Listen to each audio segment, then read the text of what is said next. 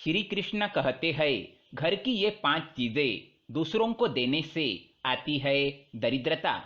नमस्कार दोस्तों, स्वागत है आपका। हमें बचपन से ही सिखाया जाता है कि किसी की मदद करना, जरूरतमंदों को दान देना, या अगर कोई व्यक्ति किसी चीज को मांगे तो उसे कभी इनकार नहीं करना चाहिए।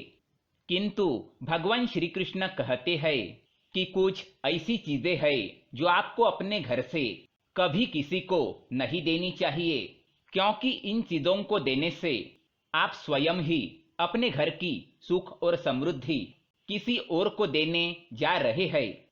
विष्णु पुराण में कुछ ऐसी चीजों का उल्लेख मिलता है जो हमें भूल से भी दूसरों को नहीं देनी चाहिए, क्योंकि इन चीजों के साथ ही माँ लक्ष्मी घर से चली जाती है।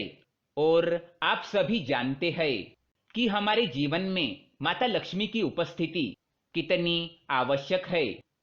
माता लक्ष्मी की कृपा से ही हर घर में धन, वैभव और सुख शांति का आगमन होता है। अगर माता लक्ष्मी किसी कारण से रुष्ट हो जाए तो हमारे जीवन पर भी उसका दुष्ट प्रभाव देखने को मिलता है। अगर आप भी चाहते हैं कि माता लक्ष्मी सदैव आपके घर में उपस्थित रहे और आपके घर से भी धन और वैभव की कभी कमी ना हो, तो अपने घर की ये चीजें कभी किसी को दान में ना दे। साथ ही दोस्तों, वीडियो को एक छोटा सा लाइक जरूर करें और कमेंट में जय माँ लक्ष्मी अवश्य लिखे। साथ ही अगर आपने हमारे चैनल को सब्सक्राइब नहीं किया है तो इसे सब्सक्राइब कर लीजिए। तो आइए जान लेते हैं ऐसी कौन सी चीजें हैं जो हमें भूल से भी किसी और को नहीं देनी चाहिए। सबसे पहली चीज, पत्नी के गहने। जी हाँ, आभूषण की देवी माँ लक्ष्मी को माना जाता है, इसलिए जब भी हम आभूषण खरीदते हैं तो सबसे पहले माँ लक्ष्मी की उपासना के बाद ही इन्हें पहनते हैं।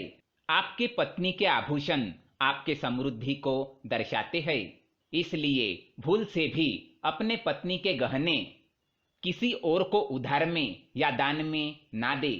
खासकर सुहागिन महिलाएं अपना मंगलसूत्र, पायल, बिछिया इन जैसे आभूषणों को कदापि दूसरों को ना दे। इससे घर की बरकत घर के बाहर चली जाती है और माता लक्ष्मी अत्यंत रुष्ट हो जाती है। इसलिए अपने घर की बरकत और सौभाग्य दोनों ही अपने पास रखे और किसी को ना दे। दूसरी चीज है झाड़ू। आपने कई बार इस बारे में सुना होगा कि घर की झाड़ू कभी दूसरों को नहीं देनी चाहिए, क्योंकि दोस्तों झाड़ू माता लक्ष्मी का प्रतीक माना जाता है। झाड़ू स्वच्छता और समृद्धि की निशानी है। यह घर से नकारात्मक ऊर्जा को बाहर करने में मदद करता है, इसलिए अपने घर के झाड़ू को कभी किसी को नहीं देना चाहिए। इससे आपके घर की सुख शांति झाड़ू के साथ ही चली जाती है।